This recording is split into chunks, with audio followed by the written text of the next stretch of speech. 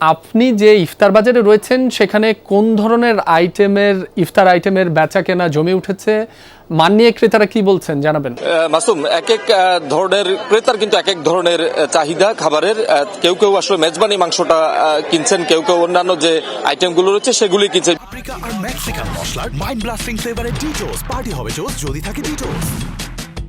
বিশেষ করে চট্টগ্রামে যেহেতু মেজবানির মাংসটা বিশেষ করে কদর রয়েছে, সেক্ষেত্রে অনেকের মূল আকর্ষণ হচ্ছে এই মেজবানি মাংসটুকু। তারপরও আমরা যেই ইফতার বাজারটিতে রয়েছি সেখানে আসলে বিকেল থেকে উপচা পড়া ভিড়। আপনি দেখছেন যে চট্টগ্রামের মানুষ যে আসলে ভোজন রসিক সেটি আসলে আরেকবার প্রমাণ করে। আসলে চট্টগ্রামের যে ইফতার বাজারগুলো রয়েছে সেখানে আপনি দেখছেন যে ক্রেতারা কিন্তু একেবারে দুপুরের পর থেকে, বিশেষ করে 3টা থেকে তারা বিভিন্ন ইফতার বাজারগুলোতে তারা আসলে ভিড় করেন এবং তারা তাদের পছন্দ অনুযায়ী যে ইফতার সামগ্রী রয়েছে সেগুলো তারা ক্রয় করেন। বিশেষ করে যেসব খাবারগুলো আসলে বাসায় তৈরি করা কিছুটা কষ্টসাধ্য কিংবা ব্যয়বহুল, সেটি আসলে তারা এই ইফতার বাজারগুলো থেকে কেনার চেষ্টা করেন। বিশেষ করে ছোলা কিংবা পেঁয়াজু, বেগুনি এগুলি তারা বাসায় আসলে আয়োজন করে থাকেন। আপনি দেখছেন যে এখানে বিভিন্ন ধরনের ক্রেতারা কিন্তু আসছেন এবং তারা তাদের পছন্দসই যেই পণ্যগুলো রয়েছে ইফতার সামগ্রী সেগুলি তারা আসলে কিনে নিচ্ছেন। বিশেষ করে আমরা দেখছি দাম নিয়ে ক্রেতাদের মধ্যে কিছুটা মিশ্র প্রতিক্রিয়া রয়েছে। কেউ কেউ বলছেন গত বছরের তুলনায় বিভিন্ন পদের যে